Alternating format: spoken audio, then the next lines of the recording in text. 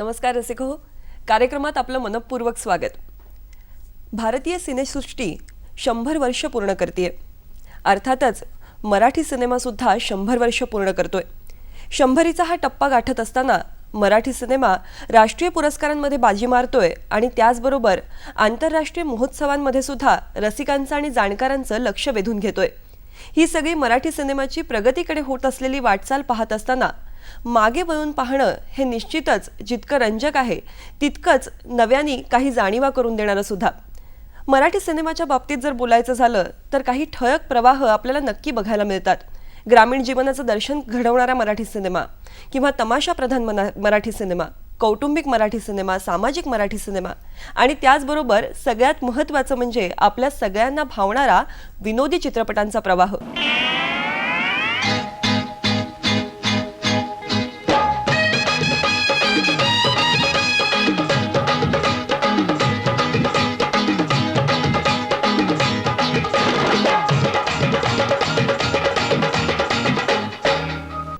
आज याच विषयावरती म्हणजेच विनोदी चित्रपटांविषयी अधिक आपल्याला जाणून घेण्यासाठी त्याचे विविध कंगोरे समजून घेण्यासाठी आपल्याबरोबर आहेत ज्येष्ठ चित्रकर्मी अमोल पालेकर आणि त्यांच्यासोबतच संध्या गोखले। दोघांचंही कार्यक्रमात मनपूर्वक स्वागत। नमस्कार। नमस्कार। मराठी चित्रपटातला विनोद असं म्हटलं की सर मला सुरुवातीलाच तुम्हाला विचारायला आवडेल की पहिलं कुठलं नाव तुमच्या डोळ्यासमोर येतं? मास्टर विनायक। मराठी चित्रपटाला एक खूप छान घरंदाज आणि तरीही नर्म विनोद, म्हणजे ज्याला आपण अंडरस्टेटेड म्हणतो अशा पद्धतीचा विनोद हा मास्टर विनायकांनी दिला। आणि मास्टर विनायकांनी मराठी चित्रपटामध्ये सुद्धा एक पटकन वेगळा ठसा उमटवला, जो राष्ट्रीय स्तरावर जर आपण बघितलं त्यावेळचे बाकीचे चित्रपट तर त्याच्यातही असं दिसतं की हा एक खूप वेगळा बाज घेऊन आलेला मराठी चित्रपट होता, म्हणजे ब्रह्मचारी सारखा चित्रपट। नक्कीच।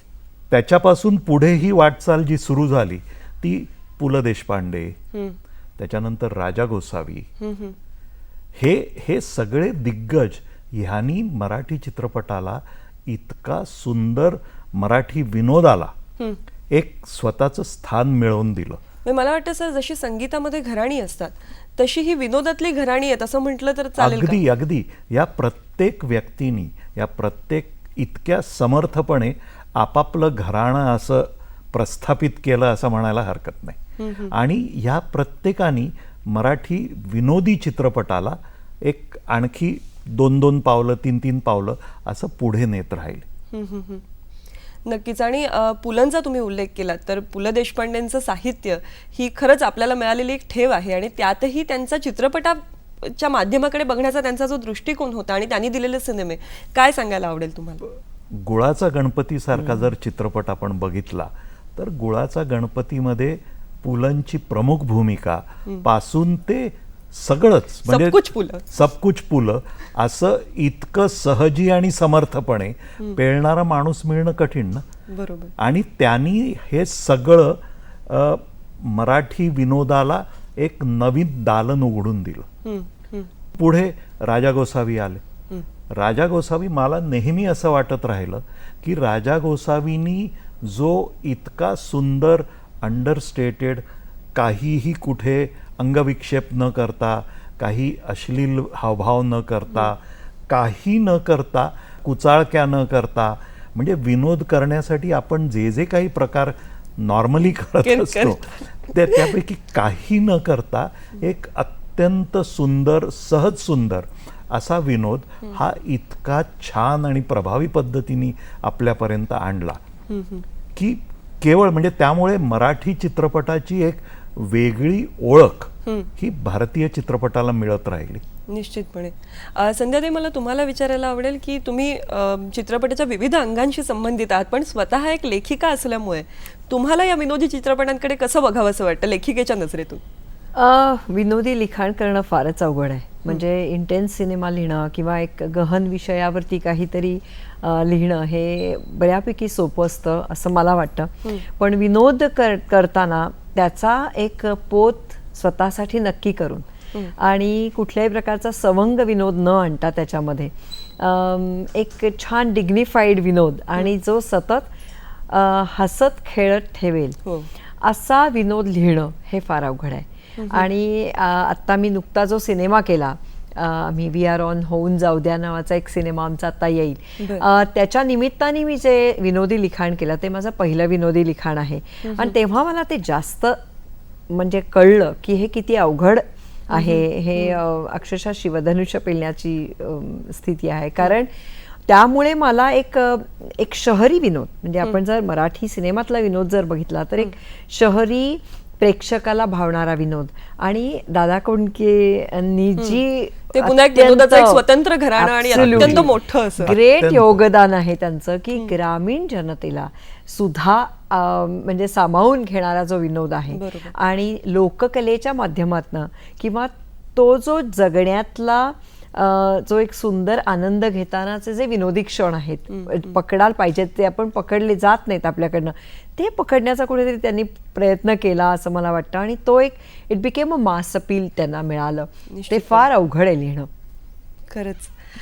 तुम्हाला दादा कोंडकेंच्या सिनेमाविषयी काय सांगायला आवडेल? दादा कोंडक्यांनी एक म्हणजे आपण जर ही सगळी घराणी म्हटली तर त्या घराण्यातला हा महामेरू म्हणायला हरकत नाही.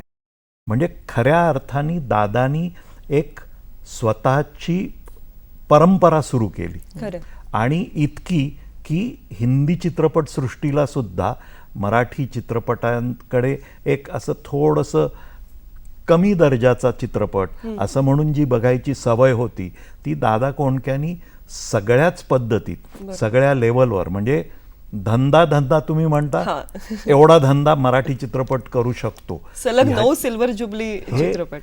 ही जाण हिंदी चित्रपटसृष्टीला आणि सगळ्याच इतर भारतीय चित्रपटसृष्टीला दादा कोंडकेंनी करून दिली. आणि संध्या म्हणाली तसं की एक लोककलेचा बाज घेऊन आणि साध्या सरळ ग्रामीण जनतेला सुद्धा आवडेल, शहरी जनतेलाही आवडेल अशा पद्धतीचा विनोद हा करणं महाकठीण. आणि जे दादानी इतक्या सहजी करून दाखवलं, काय फक्त सलामच करायला पाहिजे. नाही, अगदीच खरं आहे. आणि हा जो सिनेमा म्हणजे आता संध्याताई म्हणाल्या किंवा तुम्हीही म्हणालात की विनोद करण्यासाठी, एक चांगला विनोद करण्यासाठी खरंच काय गोष्टी गरजेच्या आहेत असं तुम्हाला वाटतं? म्हणजे काय केलं जातं हे तुम्ही सांगितलं की सर्वसामान्यपणे आजकाल आपल्याला बघायला मिळतं की शब्दच्छल म्हणा, अंगविक्षेप म्हणा, यावरती भर जास्त असतो. तुमच्या दृष्टीने छान उत्तम विनोदाची काय व्याख्या कराल तुम्ही? उत्तम विनोदाची व्याख्या मला असं वाटतं की आपल्या रोजच्या आयुष्यातल्या ज्या साध्या साध्या घटना असतात त्या घटनामध्ये एक कुठेतरी पटकन आपल्याला हसू येईल असा विनोद शोधणं हा खूप कठीण असतो. म्हणजे बासू चॅटर्जींनी जे हिंदी चित्रपटात केलं अगदी ते जर आपण बघितलं, म्हणजे तुमच्या सिनेमाने मला वाटतं गोलमाल सारखा सिनेमा असेल किंवा सगळेच त्या काळातले सिनेमे. गोलमाल हा मला वाटतं की खूप नंतर झाला आणि गोलमालची एक त्याचं वेगळं स्थान आहे. परंतु त्याच्या आधी रजनीगंधा, छोटी सी बात, चितचोर, अपने पराये, बातो बातो में हे जे सगळे चित्रपट बासुदांनी केले त्याची जातकुळी जर आपण बघितली तर ती कुठेतरी राजा गोसावीच्या ह्याला जवळ जाणारी, त्याच्याशी साधर्म्य साधणारी अशी ती जातकुळी होती. आणि त्याच्यात कुठेही काही शाउटिंग फ्रॉम द टॉप आपण ज्याला म्हणतो, खूप जोराने ओरडून सांगायची काही गरज नाही, आरडाओरडा करायची गरज नाही, अशा पद्धतीचा साधा सरळ अगदी म्हणजे आपल्या रोजच्या आयुष्यात घडू शकणारा किंवा आपल्याला माहीत असणारा अशी कॅरेक्टर्स, अशा सिच्युएशन्स आणि त्याच्यातून जो काही छोटासा विनोद तयार होतो त्याच्यातून आपल्याला खुदू हसू येतं. आपण मोठ्याने कदाचित हसणार नाही आणि मग ते होता होता होता होता आपल्या असं लक्षात येतं की अरे हा माणूस जे काय सांगतोय, म्हणजे बासुदांचं मला एक नेहमी असं छान कौतुक, हा शब्द छोट्या माणसांनी मोठ्याबद्दल बोलू नये पण खरोखर अप्रूप वाटत राहतं ते असं की तो माणूस बेसिकली कार्टुनिस्ट होता. तर त्याच्यातला कार्टुनिस्ट आणि त्याच्यातला हा एक छोटंसं काहीतरी व्यंगावर बोट न ठेवता पण तरीही आपण त्याच्यातून काय विनोदी काय शोधू शकतो रोजच्या आयुष्यातला, ज्याच्यामुळे आपल्याला अरे असं करून पटकन हसू येईल, अशा पद्धतीचा हा सगळा सिनेमा बासुदांनी जो केला. आणि हा खरं म्हणजे मला त्याचं कनेक्शन नेहमी राजा गोसावी, दामोअण्णा मालवणकर, मास्टर विनायक, पु ल देशपांडे या सगळ्यांना खूप जवळीक साधणारा असं मला वाटत राहिलं. पण तो हिंदीमध्ये घडला, मराठीमध्ये तोपर्यंत त्याची पिछेहाट झाली होती. म्हणजे जेव्हा माझे सिनेमा यायला सुरुवात झाली तेव्हा मराठीमधला विनोद हा थोडा कमी व्हायला लागला होता. बरोबर. अर्थात मराठीची ही सगळी वाटचाल बघत असताना लक्ष्मीकांत बेर्डे आणि अशोक सराफ ही दोन नावं तर घेतल्याशिवाय पर्यायच नाही. आणि सचिन पिळगावकर, महेश कोठारे या सगळ्या ही एक खूप छान फळी आपल्याला मिळाली की ज्यांनी चित्रपटांची लोकप्रियता आणि चित्रपटातला विनोद या दोन्ही गोष्टी खूप कायम ठेवल्या. इनफॅक्ट या सगळ्या मंडळींनी म्हणजे सचिन पासून सुरुवात करून लक्षा, अशोक सराफ सगळे लोक यांनी विनोदाच्या द्वारे मराठी प्रेक्षकाला पुन्हा चित्रपटाकडे वळवलं. म्हणजे दादा कोंडकेंनी ज्या अशा एका उंचीवर मराठी चित्रपट नेऊन ठेवला होता त्याच्यानंतर तो सस्टेन करणं किंवा ते पुढे नेणं याचं काम या मंडळींनी केलं. आणि ते सगळे त्यांच्या पद्धतीने म्हणजे प्रत्येकाने स्वतःचा एक ठसा उमटवत, स्वतःचं एक घराणं निर्माण करत, असं करत त्यांनी तो जो विनोद पुढे पुढे पुढे पुढे नेत राहिला आणि मराठी प्रेक्षकाला पुन्हा एकदा चित्रपटाकडे वळायला भाग पाडलं. नक्कीच. आपण इतके छान गप्पा मारत आहात विनोद या विषयावरती आणि मला वाटतं हसण्यासारखं खरंच आयुष्यात दुसरं टॉनिक नाही. तेव्हा हसत हसतच एक छोटासा ब्रेक घेऊया आणि पुन्हा या चर्चेसाठी भेटूया. ब्रेक नंतर पुन्हा एकदा आपणा सगळ्यांचं स्वागत. मराठी चित्रपटातला विनोद आणि त्याची वाटचाल याविषयी अमोल पालेकर आणि संध्या गोखले यांच्याशी आपण गप्पा मारतोय. संध्याताई, हा जो सगळा एकंदर काळ आहे, अनेक कलावंत असे की जे आपल्या मनात अगदी घर करून राहिले, ते आणि त्यांचा विनोद आजही नुसत्या आठवणींनी सुद्धा हसू येतं. तुमचे असे आवडीचे कलाकार कोण?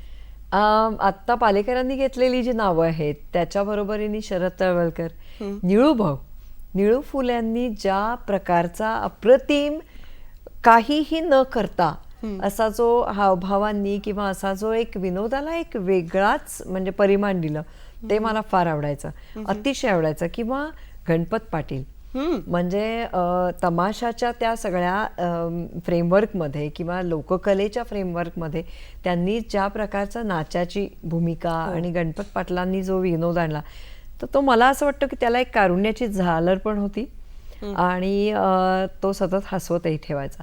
तर मला हे पण लोक खूप महत्त्वाचे वाटतात.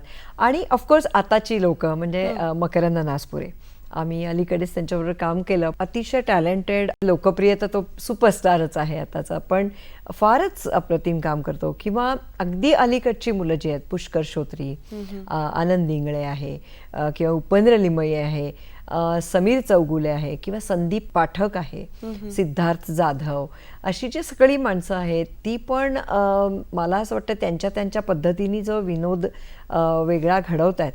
तर मला असं वाटतं की ते पण इक्वली म्हणजे त्यांचीही नावं पुढे घेतली जातील की खूप महत्त्वाचे कलाकार आहेत विनोदी. किंवा दिलीप प्रभावळकर हे एक दुसरं महत्त्वाचं नाव आहे की जे मध्यमवर्गीय शहरी आणि अशा प्रकारची कॅरेक्टर्स होती त्यांची किंवा आणि खूपच सुंदर. तुमचे चित्रपट म्हटल्यानंतर आमच्या डोळ्यासमोर जे चित्रपट येतात, ध्यासपर्व असेल, कैरी असेल, अगदी अलीकडचा धुसर असेल, समांतर असेल, हे सगळे तसे गंभीर विषयाकडे झुकणारे चित्रपट. तर तुम्ही विनोदी चित्रपट केला ही पहिल्यांदा एक आमच्यासाठी बातमी आहे. हो हो. मला आजही वारंवार आणि सातत्याने जो प्रश्न विचारला जातो तो हाच की हे छान आहे सगळं, आम्हाला खूप आवडतं, पण तुम्ही तसा गोलमाल, छोटीसी बात या धाटणीचा एखादा हलका फुलका चित्रपट का करत नाही, हा प्रश्न हमखास विचारला जातो. गेले 2-2.5 वर्ष माझ्या डोक्यात एक कल्पना होती, त्याच्यावर मी काम करायला सुरुवात केली. अनेक लेखकांना त्याच्यात इन्व्हॉल्व करायचा प्रयत्न केला, पण काही कुठे जमत नव्हतं, भट्टी जमत नव्हती म्हणायला पाहिजे. तर म्हणून मग शेवटी मी संध्याला शरण गेलो आणि संध्याला म्हटलं की बाबा तू बघ, नाहीतर मला हे बंद करून ठेवायला पाहिजे. आणि मग संध्यानी जे एक अतिशय सुंदर म्हणजे जवळजवळ एक 6-7 फॅमिलीज आणि त्या 6-7 फॅमिलीजमधले एक 15-20 माणसं 15-20 माणसं आणि ते प्रत्येक माणूस हा त्याची एक विशिष्ट व्यक्तिरेखा घेऊन उभा राहिलेला, म्हणजे त्याचे खूप छान वेगळे कंगोरे, म्हणजे ज्याला आपण इडिओसिंक्रसी म्हणू. म्हणजे जसं गोलमाल मधला उत्पल दत्त साधा माणूस आहे, पण त्याची एक काहीतरी किंक आहे आणि तो ते विचार घेऊन उभा असतो. या पद्धतीची जवळजवळ 20-22 कॅरेक्टर्स संध्यानी ज्या ताकदीने उभी केली, म्हटलं येस दिस इज करेक्ट. संध्याताईंनी साकारलेल्या इतक्या व्यक्तिरेखा पडद्यावरती येणार म्हणजे निश्चितच तितके विनोदवीर आम्हाला या सिनेमात पाहायला मिळतील. अगदी जवळजवळ 2 डझन म्हणायला हरकत नाही. बापरे. आणि अगदी सिनियर मोस्ट अशोक सराफ पासून ते दिलीप प्रभावळकर, मकरंद अनासपुरे पासून आजच्या पिढीतले सगळे आनंद इंगळे, पुष्कर श्रोत्री, म्हणजे नावं आणि या सगळ्यांच्या बरोबरीने तेवढ्याच त्यांना साथ द्यायला वंदना गुप्ते, वाह. असे निवेदिता सगळे सराफ, आतिशा नाईक, सुहासिनी परांजपे, सगळ्या म्हणजे स्त्री शक्ती पण तगडी आहे. अगदी अगदी अगदी अगदी हे सगळे म्हणजे तगडी किती आहे तुला सांगतो. ह्या शूटिंगच्या वेळेला मला पहिल्यांदा हा अनुभव माझ्या इतक्या वर्षाच्या कारकिर्दीमध्ये आला की शूटिंग चालू असताना कॅमेरा हल्ला, कारण कॅमेरामन तिकडे त्याला हसू आवरेना म्हणून कॅमेरा हल्ला म्हणून शॉर्टकट करायला लागणं हे माझ्या याच्यात ह्या चित्रपटात पहिल्यांदा घडलं. क्या बात आहे. मला वाटतं संध्याताई ही तुमच्या लिखाणाला मिळालेली दाद आहे. आणि असं बायकांविषयी म्हटलं जातं की बायकांना विनोद कळत नाही, पण इथे एक बाई संहिता लिहिते आणि त्याच्यावरती इतके विनोदवीर सादरीकरण करतायत आणि अशा पद्धतीचा जेव्हा तुम्हाला शूटिंग करत असतानाच रिस्पॉन्स मिळतो, तुम्हाला काय वाटतं, किती समाधान आहे या सिनेमाविषयी? आधी मला वाटलं होतं की मला लिहिता येईल की नाही, कारण माझा बाज तसा गंभीर लिखाण करण्याकडे माझा ओढा आहे. पण जेव्हा मी हे आव्हान म्हणून स्वीकारलं खरं तर की येतंय का बघूयात म्हणून, आणि वाचल्यानंतर पटकथा ह्या सगळ्या लोकांना, मकरंद अनासपुरे यांनी मला एक खरंच खूप छान प्रतिक्रिया मला दिली की जी माझ्यासाठी खूप मोलाची आहे. ते म्हणले युजली आमच्याकडे सांगतात की तुम्ही कॉमेडियन आहात आणि म्हणून आम्ही तुम्हाला कॉमेडी आर्टिस्ट म्हणून घेतलेलं आहे, तर काय बघा तुम्हीच करा, काय जागा तुम्हीच भरा, काय हवंय करायचं. तर फार कमी वेळा असं होतं की आमच्या हातात विनोदी पटकथा मिळते, विनोदी संवाद मिळतात. तर मला वाटतं की मी प्रयत्न केला आहे माझ्याकडनं लिखाणाचा, पण ही माणसं इतकी ग्रेट आहेत, हे ॲक्टर्स एवढे थोर आहेत की नुसतं लिखाण, नुसता संवाद हा एक फ्लॅट असतो, म्हणजे कागदावरचा प्रयास असतो, पण ते जेव्हा तुम्ही 3D मध्ये ॲक्टिंगच्या स्वरूपात तुम्ही जेव्हा आणता तेव्हा अतिशय समर्थ आहेत. म्हणजे अगदी साधी, आता उदाहरणार्थ सांगायचं झालं तर दिलीप प्रभावळकर यांची एक कॅरेक्टर आहे, मध्यमवर्गीय माणूस आहे, तो पिचलेला असा माणूस आहे, 6-7 छान कुटुंबातली माणसं आहेत, अतिशय सुखी आहे. पण तो जो नुसता चालत येतो ना, म्हणजे एक मुळ्याची हातामध्ये अशी गड्डी अशी असते, मग येणारा इस्त्रीवाला त्याच्या हातात देतो, साब जरा ये ऊपर लेके जाओ ना, तर तो घेऊन येतो. किंवा हे जे सगळं ॲक्टिंगचे पोत जे आहेत ते हे त्यांचे स्वतःचे आहेत. म्हणजे त्यामुळे मला असं वाटतं की नुसतं लिखाण असूनही नाही, परंतु या कलाकारांनी फार अप्रतिम काम केलं आहे. या चित्रपटातली विनोदाची बाजू तर इतकी महत्त्वपूर्ण आहेच, पण त्याचबरोबर आपला चित्रपट म्हटला की संगीत हेही येतं आणि अनेकदा तर चित्रपटाआधी संगीत प्रेक्षकांना भेटतं. तर या चित्रपटाच्या संगीताविषयी काय सांगाल? विनोदी चित्रपटाचं संगीत हा संध्या म्हणाली त्याप्रमाणे जसा विनोद लेखनातून किंवा परफॉर्मन्समधून आणणं कठीण असतं, तसं त्याच्यासाठी असणारं संगीत ह्याच्यासाठी खूप वेगळा विचार करायला लागतो. आणि या चित्रपटामध्ये अविनाश विश्वजित यांनी केवळ भन्नाट म्हणू असं संगीत दिलेलं आहे. म्हणजे गाणं हा एक भाग झाला, परंतु त्याचं पार्श्वसंगीत जे आहे, म्हणजे इतकी सगळी कॅरेक्टर्स आहेत, त्या सगळ्या कॅरेक्टर्स, प्रत्येक कॅरेक्टरला त्याची एक थीम असं घेऊन, म्हणजे जे आपल्याला हळूहळू हळूहळू ते काही पार्श्वसंगीत काही असं पुढे कधी येत नाही, परंतु ते त्या कॅरेक्टर वातावरण निर्मिती करणं, त्या कॅरेक्टरच्या अनुषंगाने जेव्हा ते थीम डेव्हलप होत जाते, वाढत जाते आणि मग सगळ्याचा शेवटी एक मिलाप होतो. किती गाणी आहेत चित्रपटात? नाही, चित्रपटात गाणं एकच आहे, परंतु ते वेगवेगळ्या सिच्युएशन्स नाही येतं. अच्छा. आणि हे गाण्याचे शब्द किंवा हे गाणं सुद्धा इतकं जोशपूर्ण आहे की आत्ताच्या तरुणाईला अत्यंत भावेल. आणि त्याचा जो रिदम आहे, आम्ही वेगवेगळ्या प्रकारचे 3 पद्धतीची ती कडवी आहेत. एक स्पॅनिश त्याच्यामध्ये तुम्हाला बाज वाटेल, एक मराठी जो एक झांज ढोल ताशे असा बाज आहे, आणि तुम्ही गाणं ऐकल्या असं एक नाचावं असा एक फील येईल. पण तरी सुद्धा त्याच्यामध्ये मेलडी आहे.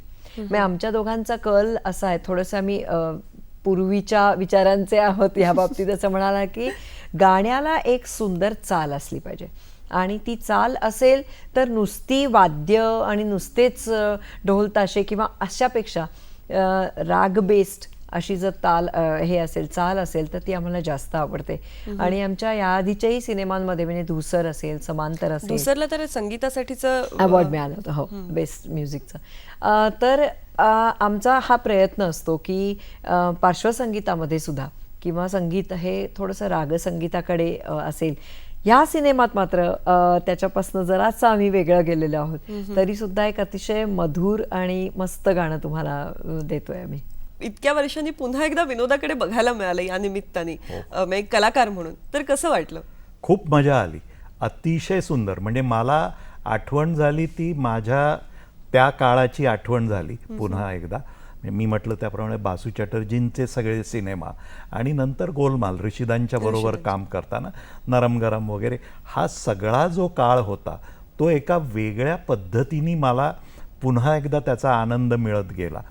यावेळेला मी फक्त कॅमेऱ्याच्या मागे होतो आणि परंतु तो सगळा काळ आणि आम्ही ज्या पद्धतीने ऋषिदांच्या बरोबर काम करताना मजा यायची, बासुदांबरोबर काम करताना मजा यायची, त्यावेळेला ती जी सगळी ॲक्च्युली शूटिंगच्या वेळची मजा असायची, ती मजा आणि इथे हे इतके सगळे अतिरथी महारथी असल्यामुळे ती मजा तेवढी द्विगुणित काय किती पटीने वाढत गेली, यू कॅन इमॅजिन दॅट. आणि यांना सगळ्यांना थिएटरची बॅकग्राऊंड आहे, नाटक करणारी ही सगळी मंडळी आहेत, त्याच्यामुळे एकत्र आल्यानंतर ते रिहर्सल करणं, मग त्याच्यातनं इम्प्रोव्हायझेशन करणं, असा सगळा खूप सुंदर तो सगळं म्हणजे साधलंच आहे ते छान रसायन. आणि सगळ्यात जास्त मजा मला या चित्रपटात आली म्हणजे सर्वसाधारणपणे आपल्याकडे एक नटांची एक जमात आहे ज्यांना मी नरभक्षक म्हणतो की म्हणजे तो फक्त समोरच्या माणसाला मी काय खाऊन टाकला, मी काय त्याचं केलं बघ असं दाखवून आपापसातली चढाओढ जी असते. कुठेही तुम्हाला सिनेमात हे दिसणार करण्यात त्यांना खूप खूप वेगळा आनंद मिळतो. हे सगळे अतिरथी महारथी, सगळे दिग्गज कलाकार हे एका वेळेला एकत्र एका सीनमध्ये असताना कधीही कोणी कुठे या पद्धतीने नरभक्षकपणा केला नाही.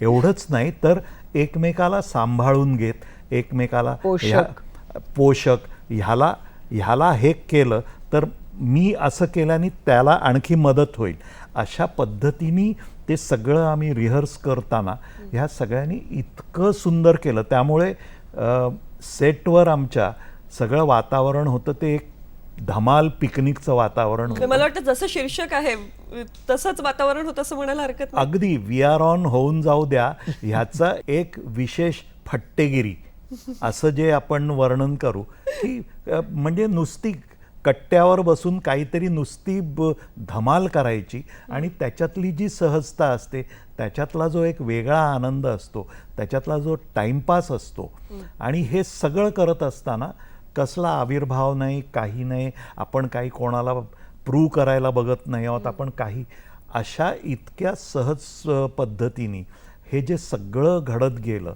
It was a shear pleasure. की घोरतायत ना हे खाणीत किंवा पोलादाच्या कारखान्यात असल्यासारखं वाटतं. खाणीत अगं पण पिंपळमूळ आणि नागरमथाच्या गुटींना फरक पडला होता ना. करताना जर इतकी धमाल आली असेल तर आम्हाला बघताना किती धमाल येईल, आमची उत्सुकता नक्कीच खूप वाढलेली आहे. म्हणून असा प्रश्न विचारू नये खरं, पण मला विचारावं असं वाटतं की काय विषय आहे या सिनेमाचा, म्हणजे कुतूहल म्हणून. हो, तुम्ही नाही, कथा नका सांगू, पण नाही आम्हाला नाही, थोडीशी बरोबर आहे. काहीतरी नाही, 2 पिढ्यांमधला हा एक संवाद विसंवाद आणि भांडण असं असतं की छोटे छोटे प्रसंग असतात. उदाहरणार्थ सपोज आपले घरी वडील असतील, एक पेपर घरी येत असतो उदाहरणार्थ, ते त्यांचे शब्दकोडं बाहेर काढतात, आई असते, ते सगळं म्हणजे बाय द टाईम आपण वाचायला जाऊ ते त्या सगळ्या पेपरच्या सगळ्या चिंधड्या झालेल्या असतात ऑलमोस्ट. मग ते आपल्याला वाचायला पण नाही आवडत. मग त्यातनं जी चिडचिड होते, त्यातनं भांडणं होतात. म्हणजे हा एक इतका छोटा ट्रिगरिंग पॉईंट असतो, पण त्याच्यातनं कुठेतरी भांडण होतं आणि त्याच्यातनं जे काही विनोदी प्रसंग निर्माण होतात. म्हणजे मी हे एक अगदी छोटंसं उदाहरण घेतलं, पण अशा वेगवेगळ्या पद्धतीने जे एक भांडण होतं त्यातनं एक मोठं भांडण होतं आणि ते कसं सॉल्व्ह करतात, हे सगळा हा तो प्रवास आहे वी आर ऑन होऊन जाऊ द्यामध्ये. अंदानी गुन्हेगारी आहे उफाळून तुम्ही जसं म्हणालात की हा 2 पिढ्यांमधला संवाद विसंवाद याच्यावरती बेतलेला सिनेमा आहे. तर सध्या इतक्या झपाट्याने आपलं आयुष्य बदलतंय, त्याविषयी भाष्य करावं या विचारातून हा सिनेमा आला का? नाही, भाष्य वगैरे नाही. मी म्हटलं त्याप्रमाणे हा एक निखळ विनोदी आणि विशेष फट्टेगिरी करणारा असा हा चित्रपट बनवायचा, अशाच कल्पनेतून हा चित्रपट बनवला. आता ते बनवत असताना त्याच्यामध्ये काही भाष्य, संध्या म्हणाली तसं, त्याच्यावर एक हळूच काहीतरी एक बोचक किंवा शीर्षकामधूनच तुम्हाला कळेल. म्हणजे वी आर ऑन हे आत्ताच्या इंग्रजी जास्त वापरणाऱ्या नवीन पिढीचं एक, आणि होऊन जाऊ द्या हे एक मोठी माणसाचं, त्या शीर्षकापासूनच आम्ही हा कुठेतरी एक तोल राखत गेलेलो आहोत. आणि जे तुम्हाला वाटेल की बाबा हे आपल्याही घरात घडतं किंवा घडू शकतं, अशा प्रकारचा विनोद तुम्हाला बघायला मिळेल तिथे. वी आर ऑन होऊन जाऊ द्या या सिनेमाविषयी कुतूहल तर खूप आहे मनामध्ये, उत्सुकता खूप जागी झालेली आहे आणि माझी खात्री आहे की प्रेक्षकगृहामध्ये पण इतकीच धमाल होईल, जितकी तुम्हाला सिनेमा शूट करताना जितकी मजा आली तितकीच मजा आम्ही प्रेक्षकही अनुभवू. तुमच्या या सिनेमासाठी आणि पुढच्या वाटचालीसाठी सह्याद्री वाहिनीकडून मनपूर्वक शुभेच्छा. नमस्कार.